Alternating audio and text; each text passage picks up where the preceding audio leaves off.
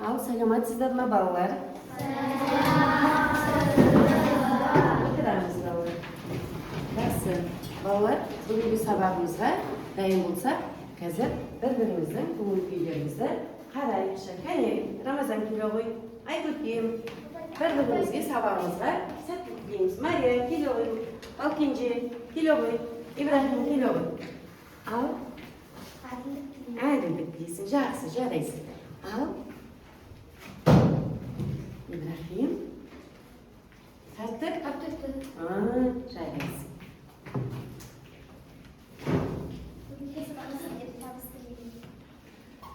Рахмет.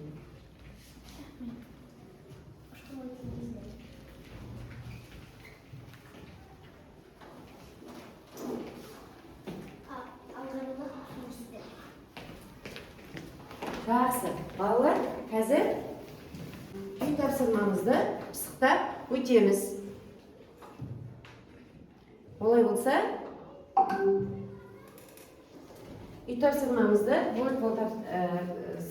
Word арқылы пысықтап өтейік. Қазір маған кім келеді? Нұргүл, келе ғой. Раяна, Кавсар, келе ғой.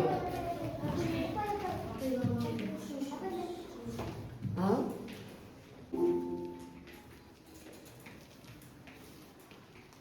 Қыздар, тапсырмамызды орындаймыз.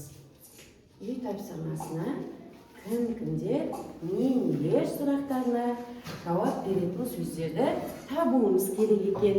Бұл жерде оқушының шапқырлығын көреміз. Дұрыс немесе дұрыс емес, қалай жауап беретінін бақылаймыз.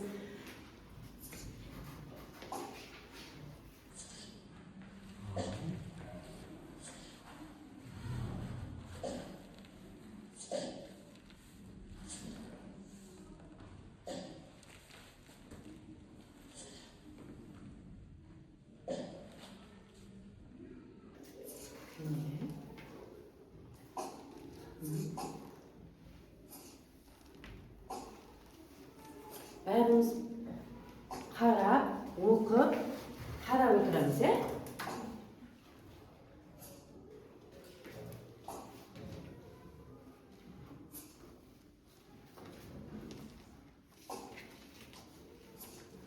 Балалар, кәне, алып қосарыңыз бар ма? Қараймыз ба жауаптарын? Ал, жауаптарын көрейік. Ой, жарайсыңдар. Енді қазір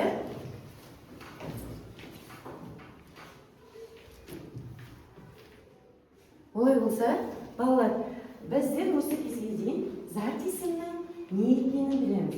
Зат есімді кім айтады? Ал, Мария айта ғой.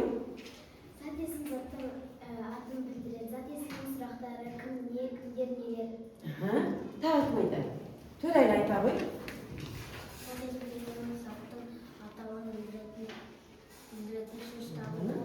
Оның зат есімнің сұрақтары кім, не, кімдер, нелер. Ал, жақсы балалар, мына жерде қандай сөздерді көріп тұрмыз? Және қандай сұраққа жауап береді? Келе ғой. Ахмет, Раяна, Ақылбек, келе ғой. Келе ғой. Қайсар. Кәне, бір сөзді бас. Оқи ғой. Қандай сөз? Әнуар сөзі. Ал, сұрақ қойықшы. Кім? Әнуар. Жақсы, жарайсың. Оқи ғой. Орындық. Сұрақ қойықшы. Не орындық? Жарайсың. Келе ғой. Ақылбек. Қарбыз. Не? Қарбыз, жарайсың. Қарбыз не?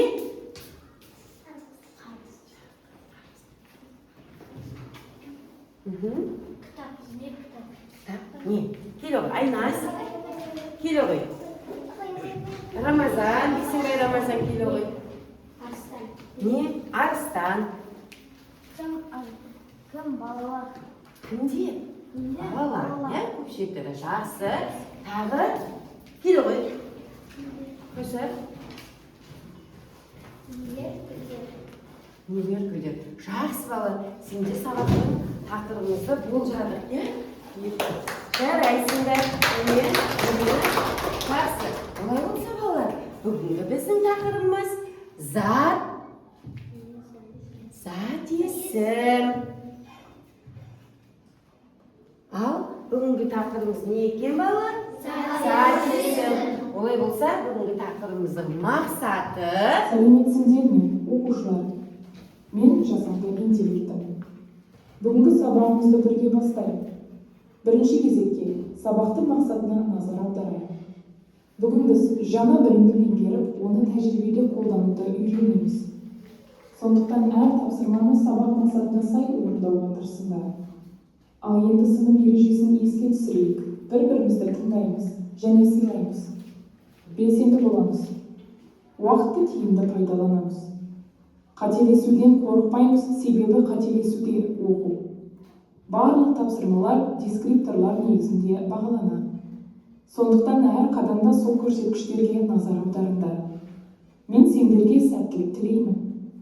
Бүгінгі сабақта өз білімдеріңді толық ашуға тілектеспін.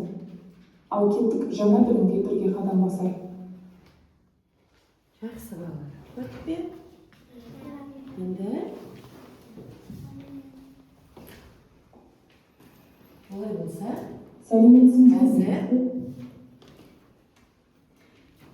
бүгінгі тақырыбымызды түсініп жіберейік. Назарыңызды аударыңыз.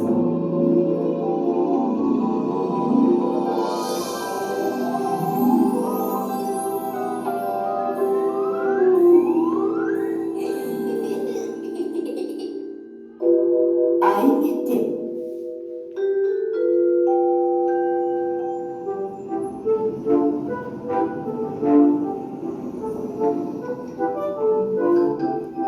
Біздің үйге қонаққа кімдер келеді? Бауыржан ағамыз бен Салтанат тәтеміз келеді. Ал не аламыз? Әртүрлі заттар аламыз. Әртүрлі заттар емес қой бұл. Енді не? Бұл азық түлік. Тағы не аламыз? Керек-жарақ заттарды аламыз. Мыналар көкөністер. Дана, мына заттарға қандай сұрақ қойылады? Мынау не? Мыналар нелер? Не, нелер, кім, кімдер деген сұрақтар қойылатын сөздер заттың атын білдіреді. Түсінікті ме? Түсінікті. Онда Бауыржан, Салтанат деген сөздер кім деген сұраққа жауап бере ме? Иә, олар адамның есімдері. Бауыржан аға дәрігер, ал Салтанат тәтем кім? Салтанат тәте мұғалім. Мұғалім, дәрігер, аға, тәте сөздері де заттың атын білдіретін сөздер ғой. Иә, адамға қатысты сөздерге кім, кімдер деген сұрақтар қойылады. Кім? Дәрігер. Кім? Салтанат. Кім? Бауыржан. Дұрыс. Ал заттар мен жануарларға қатысты сөздерге не, нелер деген сұрақтар қойылады. Не? Сүт. Не? Үй. Не? Күшік. Дана, тездетейік, қонақтар келеді. Кімдер? Қонақтар.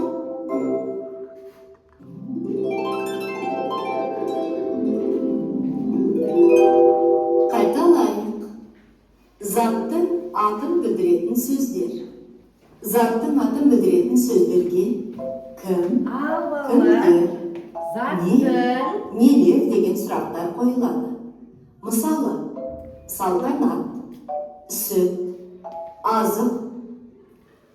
Ал балалар, зат иsim. Сұрақтары қандай? Мұғалім сөзіне сұрақ қояйықшы. Дәрігер. Кітап. Қалам. Мектеп. Біз кім-кімдер сұрағына жауап беретін сөздерді қандай әріппен жазады екенбіз? Бас әріппен жазады екенбіз. Жақсы балалар, олай болса, қазір оқулығымызды ашамыз. Бүгінгі тақырыбымыз зат есім. Оқулығымызды аштық па? biz birinchi 22-chi jаттығуды qarayық. Мәтінді оқы. Қазір маған оқиды, айтып берем, жақсы оқи қой. Ұзақ. Бірде орман ағаштарын алуға шалдықтырады, жіберіп бірде орман ағаштармен ауруға шалдықтыратын пыртпен күрес жүргізетін арнайы бригада шақырылды. Мұнда келген бригаданың адамдар орман қаптап ұшып қолға қонып жүрген ұзақтан басқа бірде-бір жұлдыз құртты көре алмай қайран қалды. Сөйтсе ұзақ келіп жұлдыз құртты тазартып қойған екен. Ұзақ мешкей құс, ол тояттау үшін толып жатқан зиянды жәндіктер қажет. Ал балапандары пайда болған кезде бұрынғыдан да көп жұмыс істеуге тура келеді. Ұзақ әдетте топтасып ағаш басына ұя салады. Зиянкес жәндіктерді жойып табиғатқа қыруар пайда келтіреді. Рас, ұзақтардың кейде жаңа көктеп келе жатқан бидай, жүгері, күнбағыс өскендерін жұлып жейтіні бар. Мұндайда оларды өлтірмей егістікке күзетші қойып қуалап жіберу қажет. Себебі ұзақтың зияннан пайдасы көп. Жақсы. Балалар, өзіміз ішімізден күлмелеп оқимыз. Сосын бір-бірімізге сұрақтар қоямыз. Өзіміз бір оқимыз.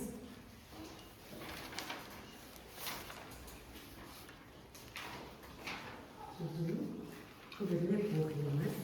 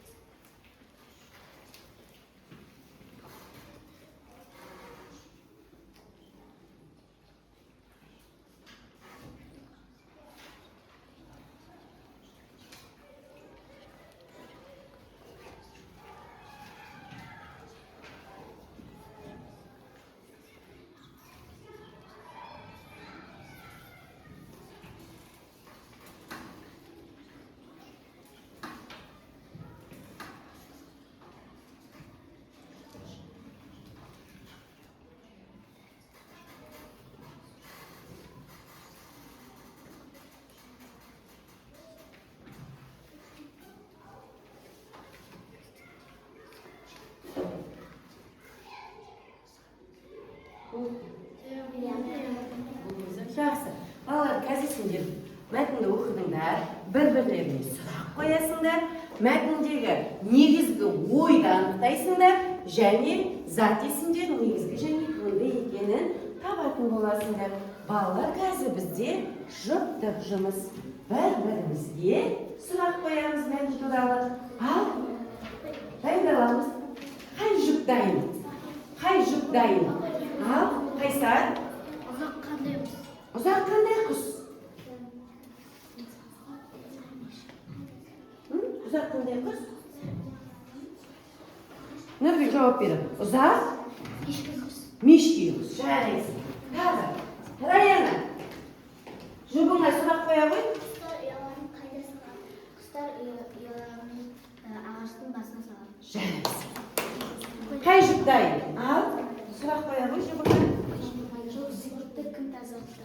Жұлдызды? Ұзақ құс тазартты. Жақсы. Ал, тағы кім? Қай топ? Қай жұп дайын? Қай жұп дайын? Айта ғой. Сұрағын қоя ғой. Тұра ғой көріңіз. Ұзақтар кейде қандай өсімдіктер жейді? Бидай, күнбағыстарды жеміп жейтіндері бар. Жақсы. Жарайсыңдар, балалар. Жақсы, жарайсыңдар. Бұл жерде негізгі және туынды етістіктер бар екен. Оны да біз төменгі сыныптарда өткен болатынбыз. Қай сөздер негізгі және туынды? Кәне, кім табады? Ал, қайда? Жауап бар ма? Негізгі және туынды етістік. Мария? Негізгі және туынды етістік табайықшы балалар. Кәне? Ал? Иә, тағы.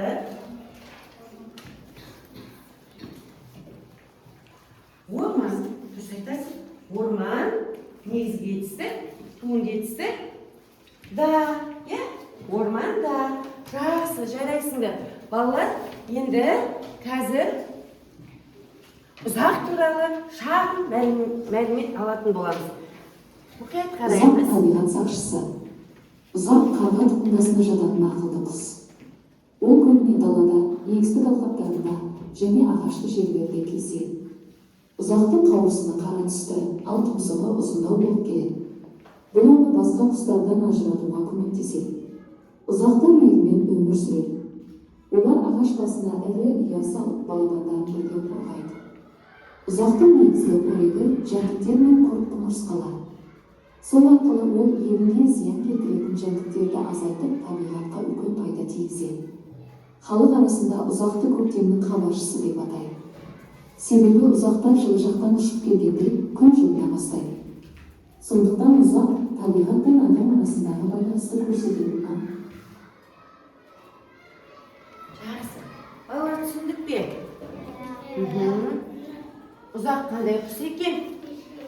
Ешкілеуші құс екен, я? Сосын? Ақылды құс. Сосын? Зиянынан пайдасы көп. Қандай пайда тигізіп жатыр? Ал айна тұрып айта ғой. Жауабын айта ғой. Ол бақта жұлдыз құрттарды тазалап көмектеседі. Ағаштардағы құрттарды тазалайды екен, я? Жақсы. Біз ұзақ құсты қандай құсқа ұқсатамыз? Қарға құсқа ұқсатамыз. Түсі қандай ұзақ құсын?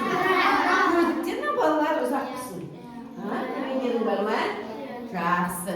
Олай болса балалар, қазір біздер екінші тапсырмаға өтеміз.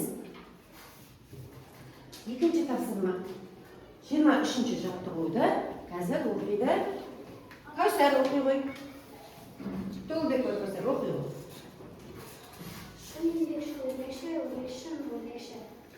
Бізге не берілген? Жаңылтпашты жатқа жазуымыз керек екен. Бұл жерде сосын нені табуымыз керек? Туынды зат есімдерді тауып сөз құрамына талдауымыз керек екен. Жақсы. Олай болса балалар, сендерге жаттау үшін 1 минут уақыт беремін. Дайынсыңдар ма не? Жақсы. Кішкене бір дайындалып алайық. 1 минуттық уақыт берейін. Кәне. 1 минуттық уақыт берейін. Бұл жерде балалар жаңылтпаштың мағынасын өзгертпей жазатын боласыңдар. Әріптердің бір-бірімен байланысын көркем жазу талаптарына сай жазасыңдар. Және туынды зат есімдерді сөз құрамына талдаймыз. Дайынбыз ба? Қазір маған айтады. Нұрбек, айта ғой. Жақсы. Оқулық жағамыз балы. Дайын болса оқулық жағамыз. Ал, кәне? Айта ғой, түрәлі. Жақсы, Жозеф.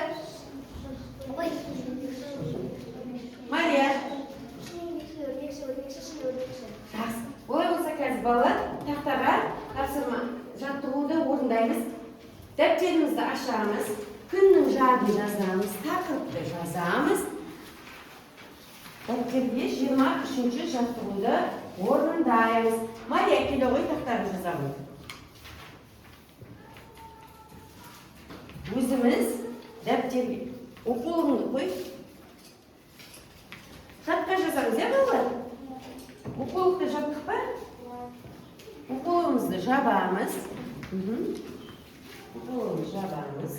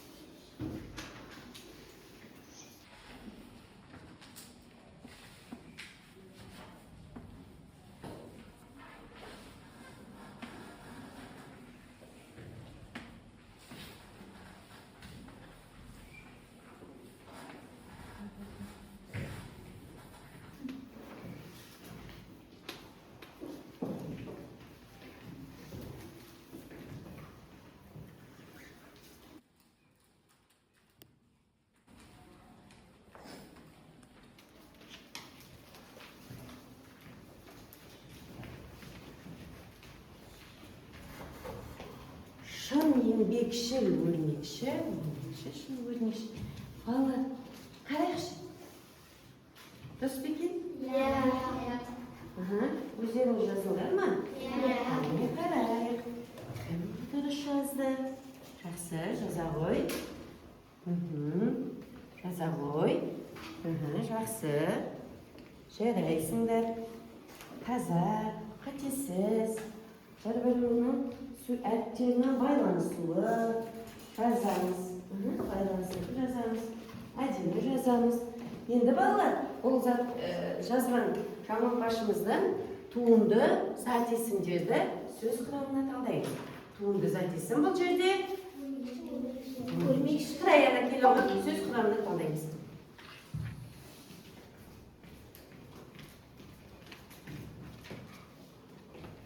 Мына жерден жаза ғой.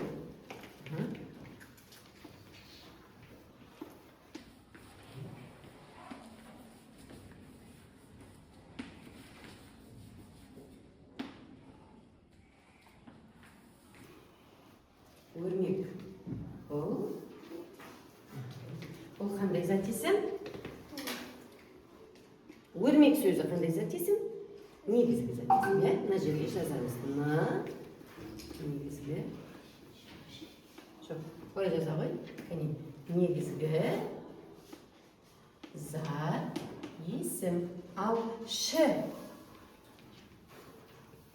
жұрнағы жалғану арқылы қандай затесімге айналды? Туынды затесімге айналды. Ал тағы бар ма балалар? Қандай? Келе ғой, қайса жаза ғой.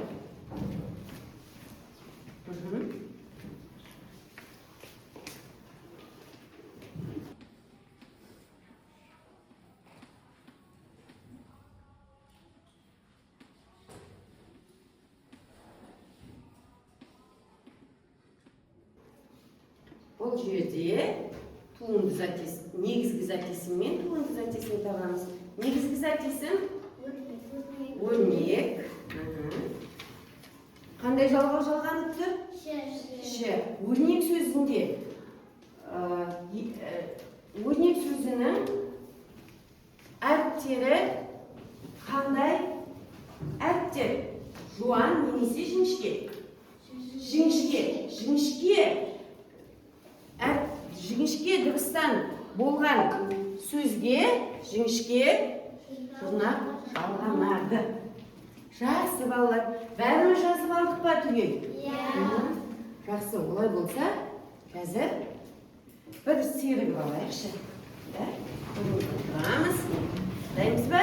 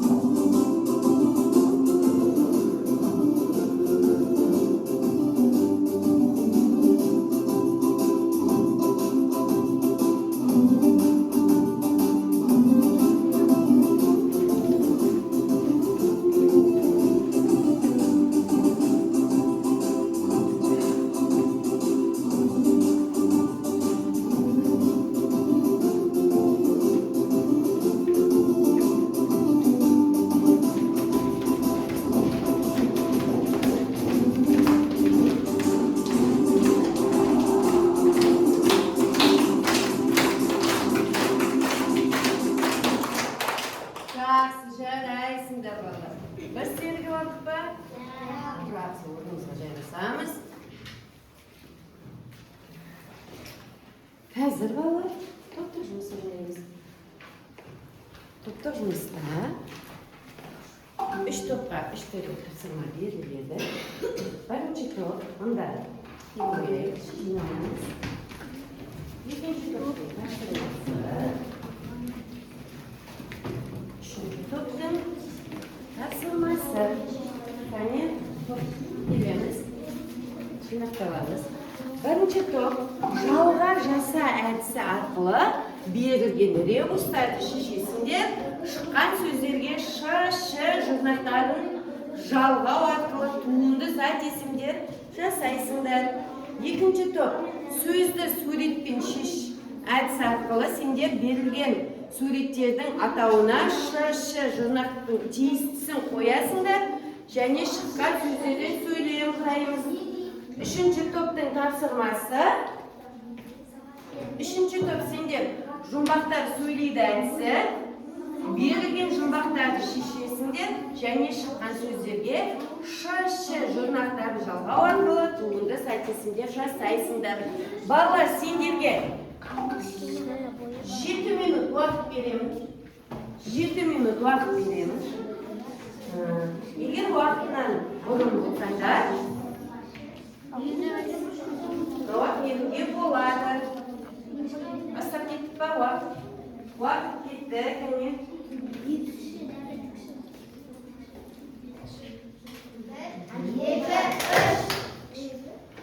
Екінші топ дайынсыңдар ма? Ал, жақсы. Тез болды. Бірінші топ жарайсыңдар, уақытынан бұрын болдыңдар. Екінші топта жарайсыңдар, уақытынан бұрын болдыңдар. Ал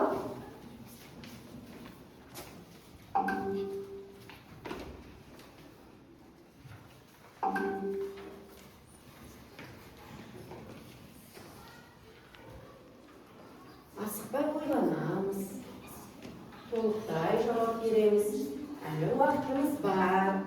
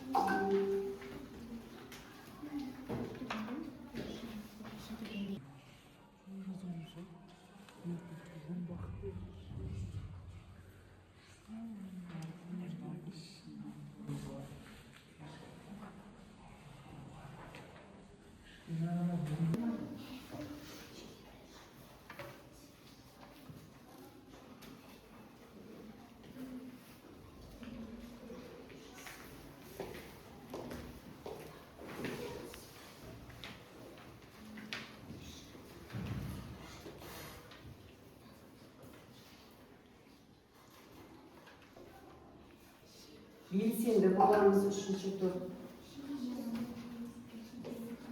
Белсенділік танытамыз.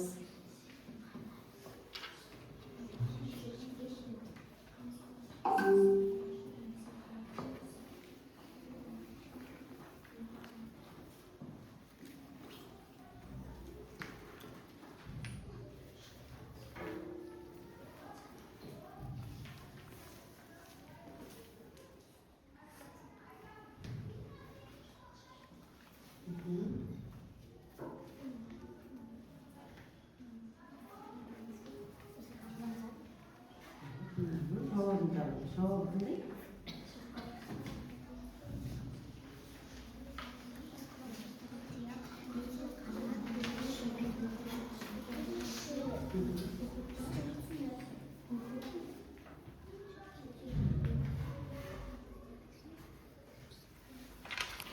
Көп болдыңдар ма?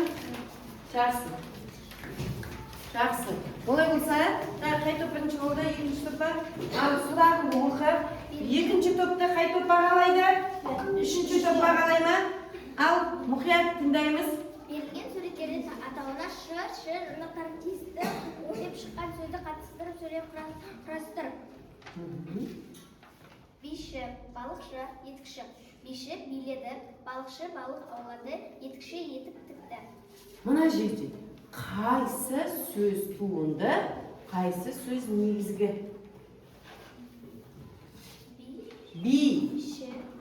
Би қимылды білдіреді, иә? Би, ал биші ол қыз. Биші қызды айтамыз екен.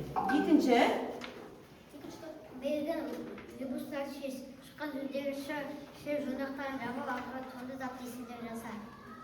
Бірінші любуш, тойба, тойбашы. Екінші любуш, сауын, сауыншы. Үшінші любуш, етік, етікші. жақсы. Бірінші, екінші топты, үшінші топ бағалап өтекші. Қанағаттанамыз ба? Жақсы, қанағаттан. Ал бірінші топтың жауабын екінші топ бағалап өтеміз. Қанағаттанадық па? Жақсы. Ал үшінші топ, бірінші топ бағалаймыз, мұқият тыңдаймыз. Берілген жұмбақтарды шыққан сөздерге жұрнақтарын жалғау арқылы туынды зат есімдерді жаса. Кішкене ғана бойы бар, айналдырып киген тоны бар. Қой. Жұрнақты жалғады, қойшы. Қойшы. Шәресіңді. Менде карандаш бар, түрлі түсті гуаш, акварел, палитра, қалам, ал қағаздар, қалың парақ. Сонымен қатар штативті мольберт, себебі мен альбом. Жұрнақ жалаймыз альбом шы. Жақсы. Ал. Қамыс құлақты ұстаған тұяқ мінсен қанат сүртілері еті тамақ жылқы. Жылқышы. Жылқышы. Біз жылқы сөзіне қандай жалға деп? Жылқышы деп қоя аламыз ба? Жоқ, себебі жылқы сөзінде дыбысы жуан болғандықтан жуан ш дыбысын жалғайды екенбіз. Жақсы. Топтық жұмыстарын қанағаттанып отыра қойыңдар. Жарайсыңдар. Енді қазір балалар мұқият есімізге салып жіберейік.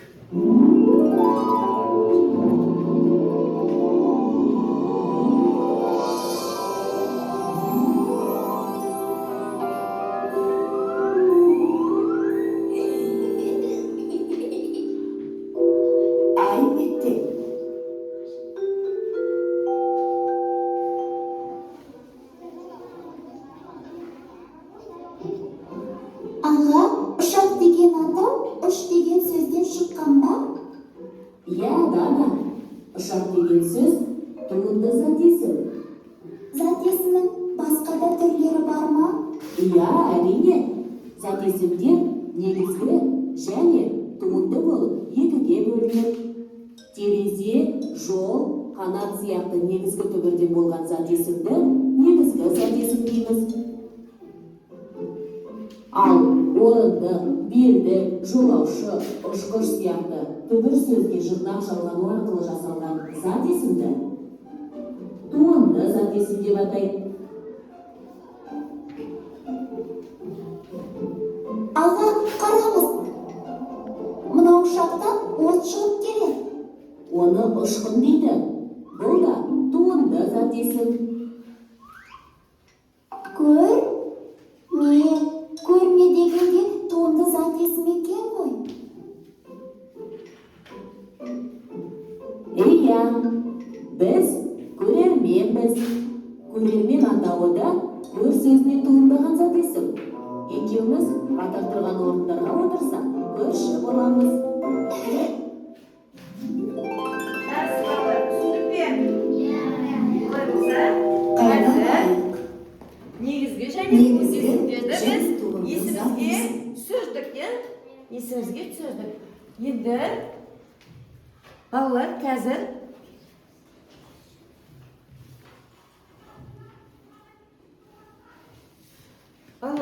сендерге жеке жұмыс беремін. Жеке жұмысты өзіміз орындаймыз және сендерді қазір бағалаймын. Мұқият орындаймыз. Сұрақтарын мұқият оқимыз. Тапсырманың қорасына аты жөнімізді жазамыз.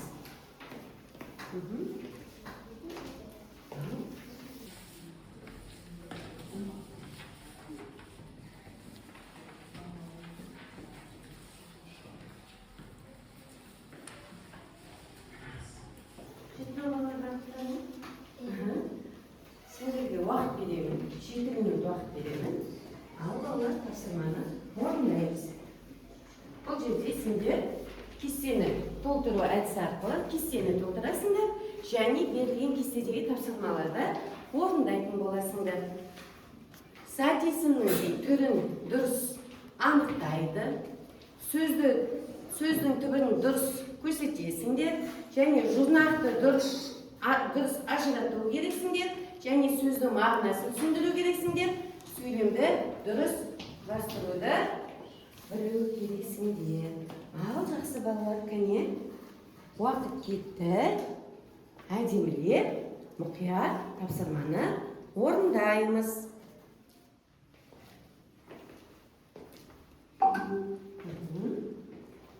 Мұқият боламыз.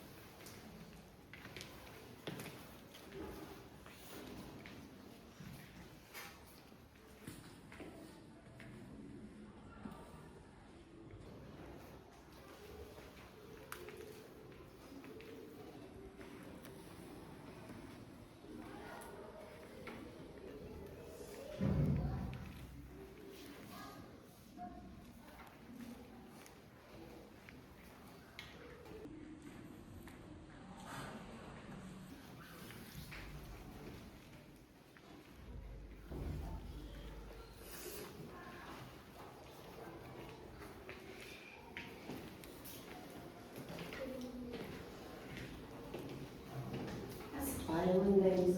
Әлі уақытымыз бар. Мұқият орындаймыз.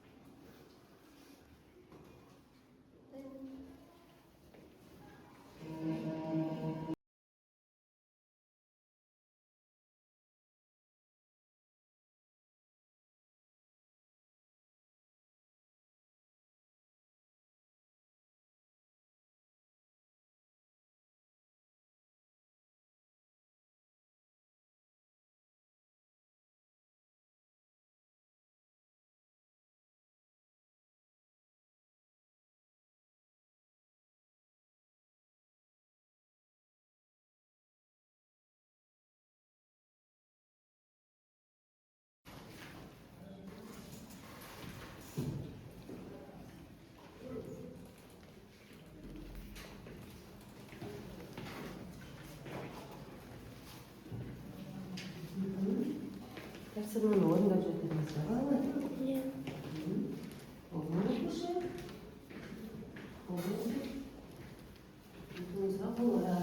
кім болды? Мария. Абай болды. Ол сәлем болды ба? Айса, ал Мария.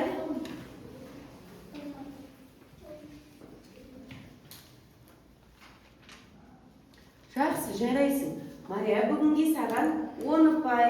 Сен бүгін сабаққа жақсы қатыстың, белсенді болдың. Ибрахим, саған бүгінге 9 ұпай. Келесіде мұқият боласың. Жарайсың. Ахмет, саған бүгінге 10 ұпай. Сен де бүгінге сабаққа жақсы қатыстың. Жарайсың. Рамазан, жақсы жарайсың. Бүгін сабаққа жақсы қатыстың, белсенді болдың. Саған да 10 ұпай.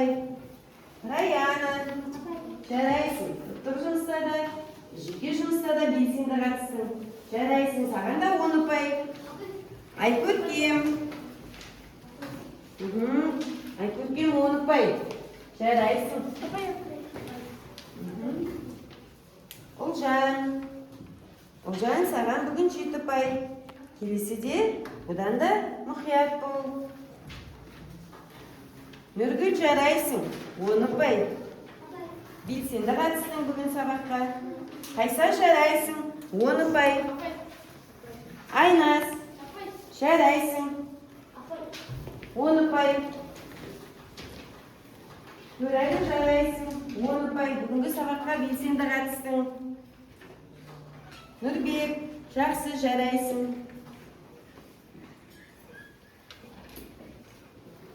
Әсем, саған бүгін 7 ұпай. Келесіде бұдан да белсенді болып қатысарсың. Жақсы, балалар, қазір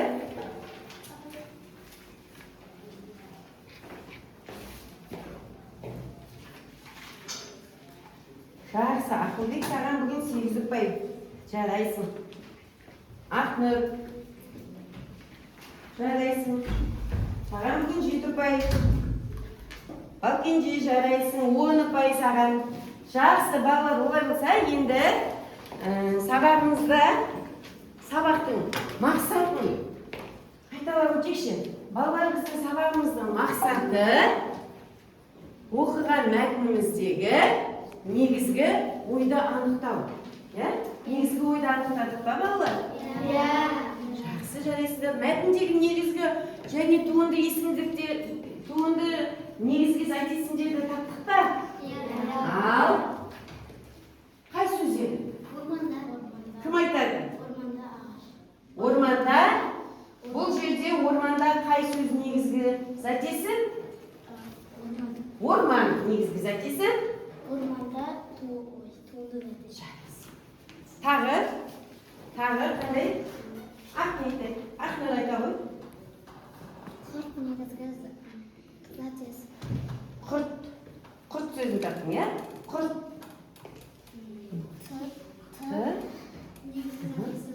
Туынды зәтесі. Құрт негізгі зәтесі. Құртты туынды зәтесі екен. Қайсар? Құрт негізгі зәтесі. Пен жалғану арқылы туынды зәтесі. Жарайсың. Жақсы, балалар, жарайсыңдар. Бүгінгі сабағымыз ұнады ма? Түсінікті болды ма? Олай болса, балалар, қазір сәлеметсіңдер ме?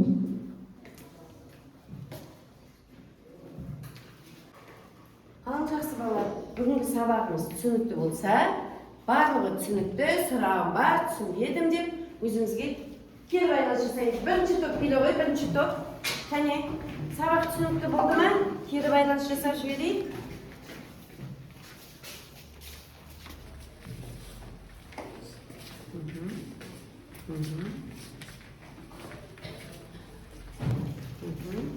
Екінші топ келе қойайық.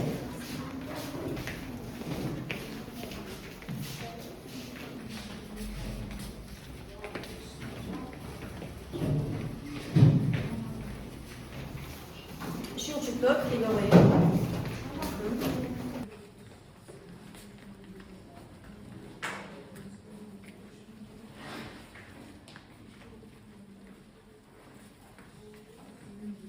Жақсы, жарайсыңдар. Балалар, барлығымызға сабағымыз түсінікті болды ма? Жарайсыңдар. Олай болса, үйге тапсырма. Дәптерге 25-ші жаттығуды жазамыз. Бұл жерде аңның атауына түрін, түсін, қасиетін, пайдасын жазатын боламыз. Ал оқулықта ережені жаттап келеміз. Зат есім және зат есімнің негізгі және туынды зат есімнің ережесін жатқа айтатын боламыз. Жақсы ма, балалар? Түсінікті ма? Үй тапсырмасын аламыз.